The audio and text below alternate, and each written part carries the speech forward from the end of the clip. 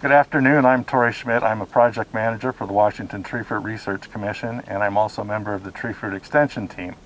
I'm really pleased to be joining you today from a very exciting pear orchard being managed by Stemilt up near the Chelan Falls area for this virtual field day. Joining me today for this conversation are Professor Stefano Musacchi with WSU in Wenatchee, Hannah Walters, who works for the Research and Development for Stemilt, Jorge Andrade, who is the farm manager here, and Bryan Mrachek, who works as the area manager for Stemilt. So, Bryan, one of the things that's obvious about standing in this block is it doesn't look hardly anything like my pear block up in Dryden. It's a much more high density and different sort of approach to farming. Can you tell us a little bit about how Stemilt chose to plant a farm like this, and what are Stemilt's objectives in moving towards this sort of horticulture in pears? So moving towards more of a two-dimensional system, or even three-dimensional system on pears, really is trying to tackle labor costs and also production in bins per acre. So with a system like this, hopefully we can reduce labor costs and increase production at the same time. That's the hope. Very good, very good. Now, one of the key features that we notice in this block is that the trees have multiple stems. There are two main leaders growing off of each trunk in what we call a biaxial system. Stefano, you are a world-leading expert in multiple stem systems. What are some of the advantages that you see in growing a pear tree like this? Sure, Terry. So, biax tree is a kind of a nice way, or multi-leader tree is a kind of nice way to divide the vigor among different leader or two leader in like we have in a biax, and the effect is quite impressive, because usually you double the number of shoots that the tree is having, the number of branches too, and you shorten the length of the shoot. So this is a quite evident effect, especially also if you are using very vigorous rootstock like the 87 and 97. So is a very positive effect on vigor control. And so by splitting the vigor, that has a lot of advantages, right? Definitely. We associate vigor with rank growth that Scylla love, and vigor is a factor in development of cork spot and those sorts of issues too. So and there is another big effect that is light and competition. So in this case, the root system are competing because they are closer.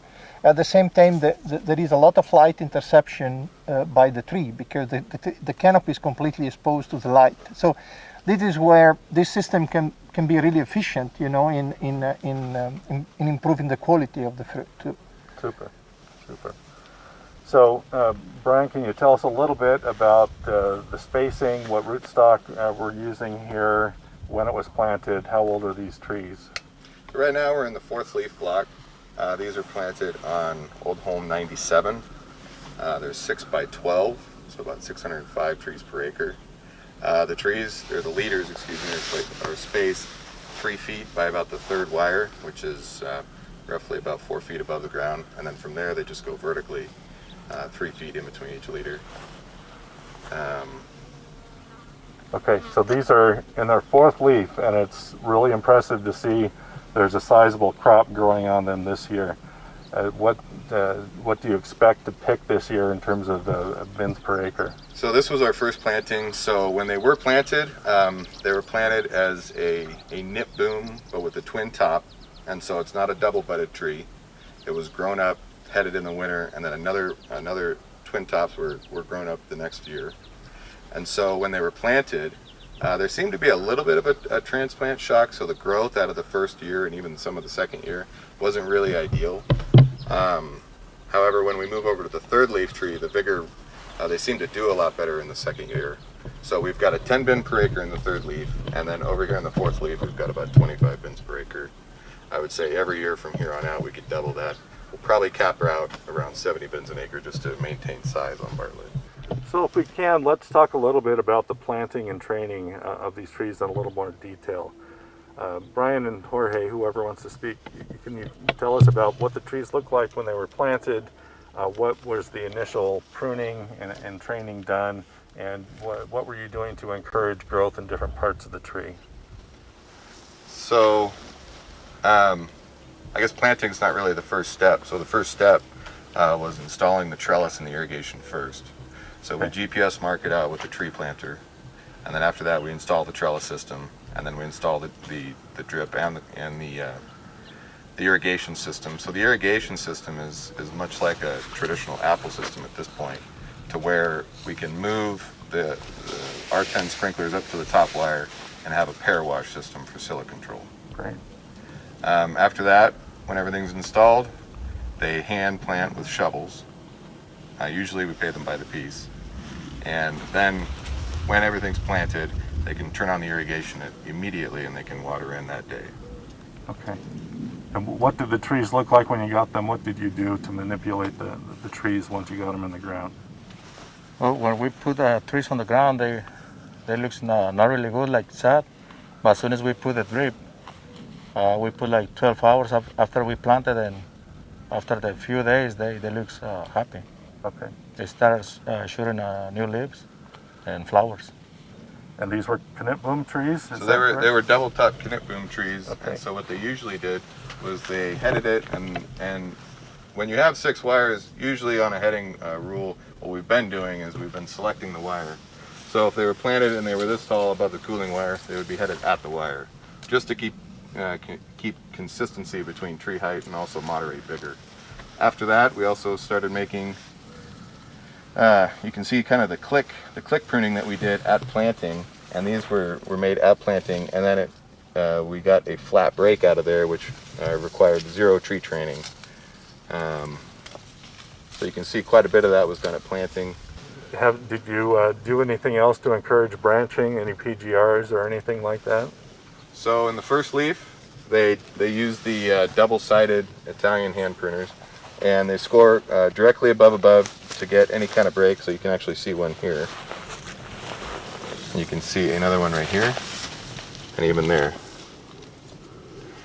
And so they did that in the first leaf. They did not spray any Promoline in the first leaf. In the second leaf, we did another pass, usually just on the 1-year growth, with this transitioning from the first to the second year. And most of it's done at the base of the current year's growth. It seems to blind out at the base of the current year's growth just because there's so much vigor as it's growing. It's much like a Fuji in that characteristic, to where it blinds out at the base of 1-year growth, and then you'll get a lot of breaks as the temperature seems to rise within the year. Great. So looking at this block, there's a lot of visual similarities between this and a lot of high-density apple blocks that we see around the industry. What are some of the key similarities or the key differences? What do you have to do differently in a pear block like this, managing it on a day-to-day basis versus apple? I would say that there's a lot of differences more than there is similarities. Okay. So getting the vigor, once you've got the vigor in a pear tree, getting it to settle down is really a tough thing to kind of get it to do. Bartlett's, especially when you're dormant tree training, even in February, are extremely brittle. And so when you're trying to bend a branch over, oftentimes it'll break out on you. But also, some of the angle where we try to leave it at a 35 or even a 30-degree angle just to try to promote fruiting, a lot of times the string will just slide and it'll pop back up, especially if there's a pretty decent caliper to the 1-year sucker size. However, when we go more vertical or more horizontal, much like this example, we seem to get a decent amount of fruit buds. There is still some blindwood here. That really just has to do with the tree being young and juvenile and pretty happy as far as growth characteristics go. Once we tie it down, we'll come in and we'll rehead each tied branch. However, what we try to do, depending on where the branch is situated, is we've been trying to select the top bud. So when we select the top bud, we get an extremely strong response, but then we get some softer breaks behind it. And so next year we'll be able to capitalize on that by cutting the 2 breaks out and retipping that, selecting the top bud, so then we'll get a vigorous response and little breaks behind it. And that's kind of how we're trying to combat the blind wood that you seem to have on 97. Good, good. And that probably distributes the vigor very evenly It does, throughout the right, tree yeah. as well. Yeah. However, so it's been a combination of Stefano's click pruning, but also just given the 12-foot row here. I mean, if we had a 10-foot row, yeah, we probably wouldn't need to do any kind of tree training here. But since we have a 12-foot row, we have to make it three-dimensional in some capacity. And so tying down some of these bottom whorls, if you may, and even allowing some of it to hang a crop and then flop over, just so we get some tree training that's paid for in some aspect. And then we'll re-head into it just to lock it into position, kind of a mold and hold. It's just kind of been a myriad of tree training, click pruning, and a combination of things just to try to capitalize on all the breaks. But when we do get a break, oftentimes it's quite a bit of vigor on 97. On our other planting on 87, less vigor, and it seems to have more breaks on the base of that one-year wood. So if you had the chance to replant this block, would you do it any differently? In this sand, no. 97 was a really good choice. That's the right choice. Yeah. Over there where we have the 87, it's a lot of clay. And so if anything there, even on cherries and apples, we deal with over vigor. Okay. So I would say, really depending on soil type, with this sand, it's a good decision. Maybe a little bit closer, a 5x12 is what we have the 87s on. That looks pretty good. And have these trees filled their space to your satisfaction? Do you still want a little more fullness, or are you ready to just start cropping the heck out of them at this point? So vertically, I would say that they've filled their space. I would say that, you know, either coming out into the row, we could probably do that from the third wire up with click pruning. And so I'd say that at this point, if we just continue the click pruning from I guess that's the third wire up, we probably don't need to do any kind of tree training up there. And as far as tree training goes here, we've got some older wood in here that I think we can start working and pruning it into place. Super. So Jorge, I'd be curious to hear if you or any of the folks that work on this farm have any feelings about working in this high density pear block versus an older pear block that you have across the row that's more open center, where you'd be working off ladders most of the time. How do your workers prefer working between the two blocks? Well, on my opinion, we like to use the platforms because it's more easy. Like for example, over here to thinning, we use the platform. That way we don't have to use the ladder. For tree training, pruning, everything is more easy because you just have to go over here on the platform. For example, if you are pruning, you are doing this all day, and I think for me it's more safe, and at the same time it's more cheap.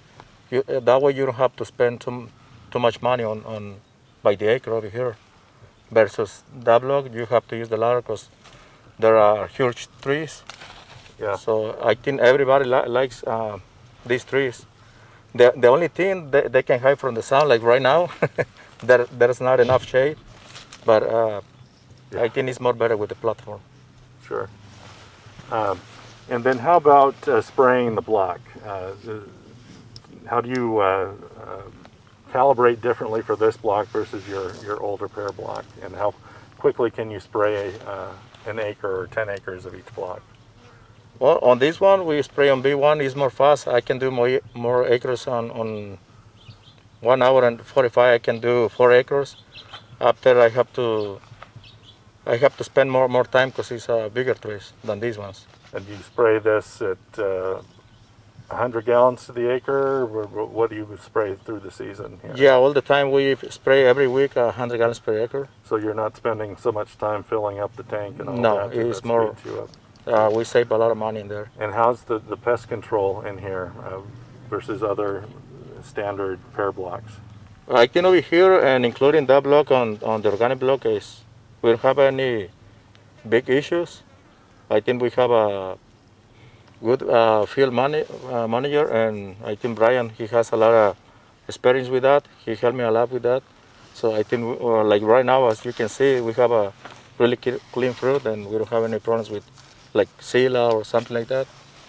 Good, good. So you're getting better penetration with your sprayer, you're getting better coverage, you're getting more value out of your chemicals that you're putting in the tank, and getting better results overall, it sounds like. Mm-hmm. That's great. Yeah. Good. So Bryan, obviously planting a block like this takes a little more work and preparation and investment than a traditional freestanding block with the trellis and irrigation and all that sort of thing. How have the economics kind of penciled out on this? Can you give us an idea of your establishment costs, and how long do you think it's going to take you to pay off your planning costs and get the revenue positive in this block? So to get revenue positive, it's probably going to be fairly comparable to an apple block. So the cost, as far as materials go, I mean, your trees are half per acre. Your trellis isn't quite as bolstered, quite as strong as an apple block is. However, to come into full production, it's going to take another year or even two. And even these younger pear crops, I mean, how they're going to perform and store, you know, they're probably not going to perform and create the revenue like it would on a younger apple block. So anywhere from that 6 to 8 year time period, probably for a full year return on investment is probably what we're looking at here. Okay. And do you have a rough number you could share with us in terms of For the cost first for the year, first year, and then? so the first year was all in was a little over 20,000 an acre, and that was in 17 costs. And so every year from then on out is right around that 12 to 13,000 an acre. Okay, so your growing costs are comparable to what a lot of other pear growers have in there. They are, yeah. Their Yeah, we're annual hoping costs. that long term, I mean, the nice thing about a planer system like this is this year we started some max cell thinning trials. They look really promising given the correct weather. So hopefully chemical thinning can yield a much more consistent result here. And then also hand thinning, which can be anywhere from $1,200 to $2,000 an acre a year on Bartlett's, is going to be hopefully cut in half with platforms and even chemical thinning. Sure. Vigor management obviously is important for this sort of system, which is helped, I assume, by having split vigor between the two stems. What did you do to get these trees to fill their space so well? Were you doing some fertigation, or what were your strategies for that? So fertigation started in the first leaf, and actually we've continued it in the fourth leaf, just to fill the top 2 feet. On the third leaf trees, we've kept it more of a balanced blend, so there's NP and K in there. And that's we usually start that around 1 to 3 inches of growth, continue that till late July. And usually we take the amount and we split it up into 2 applications per week, and it's always done through the drip. On the fourth leaf tree, we've gone for the most part with a straight nitrogen blend, just so we don't get too much K into this crop, and really trying to affect the pressure of the fruited harvest as little as possible. Okay. So Hannah, would you be willing to speak to us a little bit about Stemilt's overall strategy for automation and labor management, and how an orchard like this can fit into that strategy? Yeah, so here at Stemilt on the whole, we're definitely trying to move towards, as we've discussed, using more platforms, less ladders, kind of higher density, so we can decrease our labor costs. So moving to this sort of system is a way to make step towards that. So it's essentially bringing the pears to where apples are, so we are more consistent across all of our ranches in what kind of labor we're using and needing. And also definitely on the other side of it is being able to do accurate fruit counts, so we know what's coming into the warehouse. So on these flatter platforms, tree growth, it's a lot easier to get more accurate counts than on your big 4D trees. So one of the great things about this particular site is it's a great example of a private and public partnership in research, which is unique and maybe really a model for going forward for how we conduct research, applied research in the tree fruit industry. Hannah, could you speak a little bit about what Stemilt sees as the benefits of partnering with WSU or other research agencies? And then maybe, Stefano, you can share how it's beneficial to you to work with a leading private company like Stemilt. Yeah, so in our research and development department at Stemilt, we've been working, our goal and what we like to do is work with researchers around the area, especially with WSU. So one way to do that is to be able to host researchers on our plots, either in Stefano's cases, planting the quince rootstock trial, or also just providing space for researchers to look at different trees or training systems or different programs that they're doing research. It's really great for us because we're able to see firsthand how the research can be applied and firsthand what's working and what's not working and how we could maybe implement some of that research into our management system straight away. So it's a great relationship between WSU and Stemilt that we have, and want to keep it going. Super. Stefano, what are the benefits for you for working with people like Hannah? The benefits are great because you saw probably the plot that we have in here. So the plot looks gorgeous, and the management. So there are several benefits, okay, for the university to be partner of a private company, and especially in my case, if I can take a little bit personal, because I have been the first endowed chair here, so, and I have a kind of it's the way to serve also my industry, so if I have to say so, and if I'm able to work with the private company, for me is a kind of way to spread what is the innovation that I can bring in the area directly to an apply situation. And this is a great example because Stemilt hosted this wonderful plot where we